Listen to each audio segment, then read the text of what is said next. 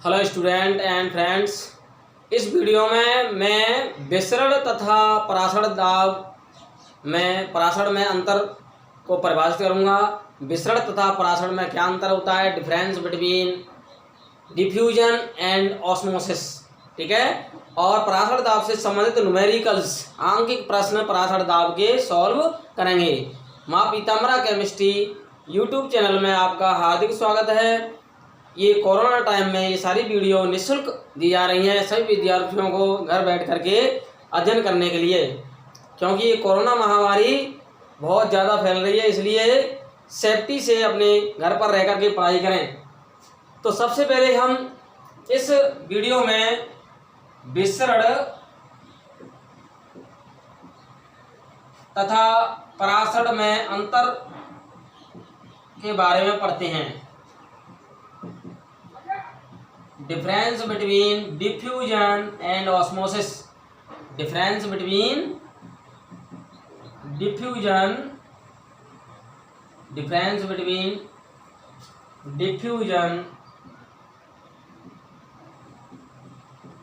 And osmosis, ठीक है। विसरण तथा परासरण में जो अंतर है हम इसको इस तरह से समझ लेंगे। एक तरफ विसरण लिख लेंगे और दूसरी तरफ लिख लेंगे परासरण। एक तरफ विसरण लिख लिया, दूसरी तरफ परासरण, ठीक है। विसरण में क्या होता है, वह प्रक्रिया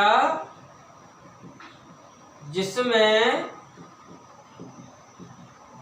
विलेय अणु अपनी उच्च सांद्रता से कम सांद्रता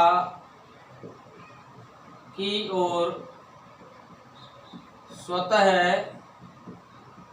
गमन करते हैं, उसे विसरण कहते हैं, ठीक है। Those process in which solid molecules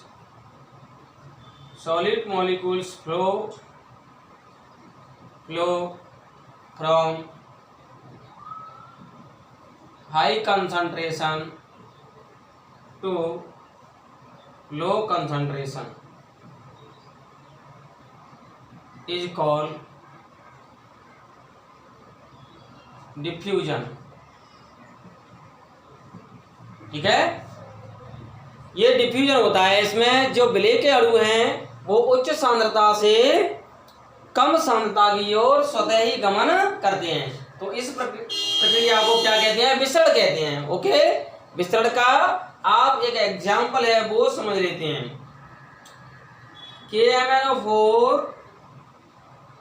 KMnO4 को जल से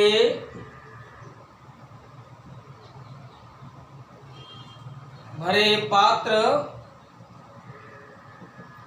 में KMnO4 की एक बूंद को, ठीक है, KMnO4 की एक बूंद को जल से भरे पात्र में डालने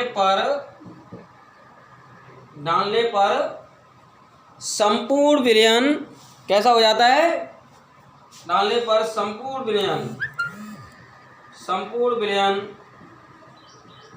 बैंगनी रंग का हो जाता है, बैंगनी रंग का हो जाता है, ठीक है, हो जाता है।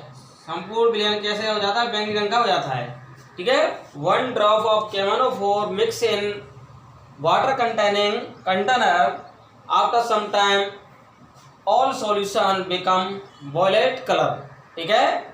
तो KMnO4 की एक बूंद जल से भरे पात्र में मिलाए तो वो पूरा विलयन क्या हो गया, बैंगनी रंग, क्योंकि KMnO4 की जो उच्च सांद्रता थी एक स्थान से दूसरे कम सांद्रता की ओर गमन करके पूरा विलयन क्या हो गया, उसका बैंगनी हो गया। मतलब KMnO4 अपनी उच्च सांद्रता से जल से भरे पात्र में निम्न सांद्रता की ओर गमन करके पूरा विलयन उसने बैंगनी रंग का कर दिया। तो एक विसरण की परिघटना है, डिफ्यूजन की फिनोमेना है। किसकी फिनोमेना है? डिफ्यूजन।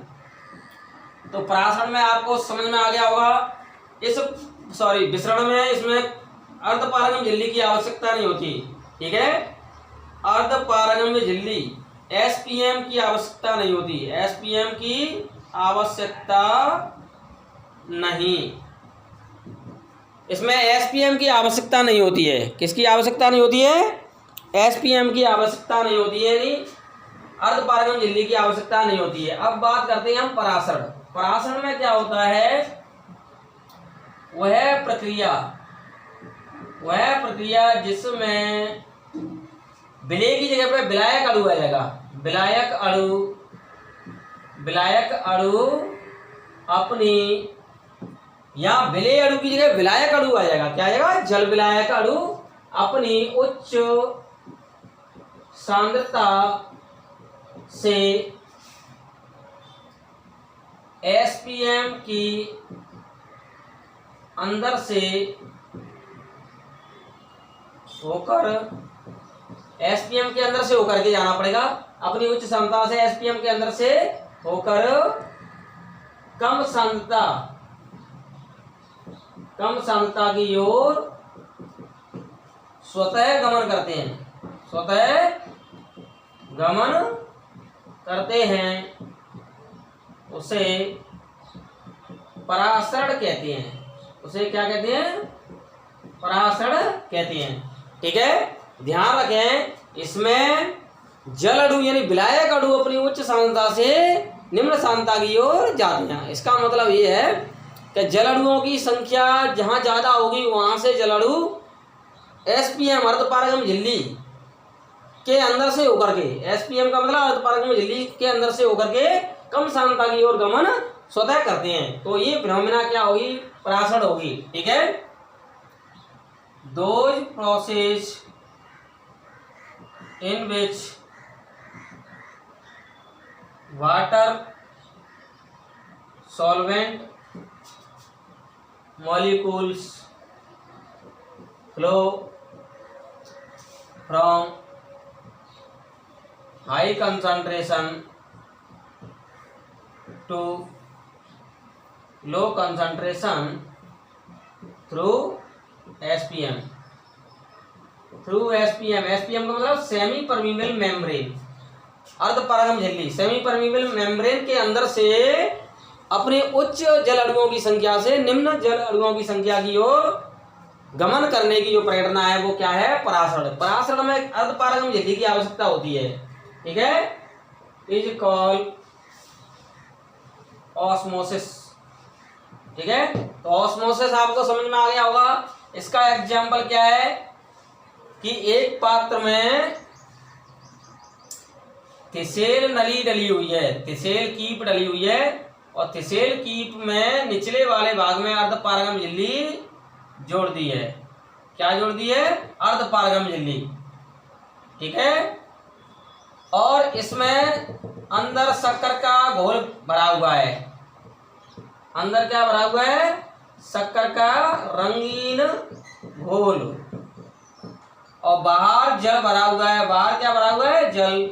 शुरुआत में दोनों का जो आयतन है वो बराबर है, जो पात्र में जल भरा हुआ है उसका आयतन और थिसेल कीप के अंदर जो शक्कर का रंगीन विलयन भरा हुआ है उसका आयतन, दोनों का आयतन बराबर है।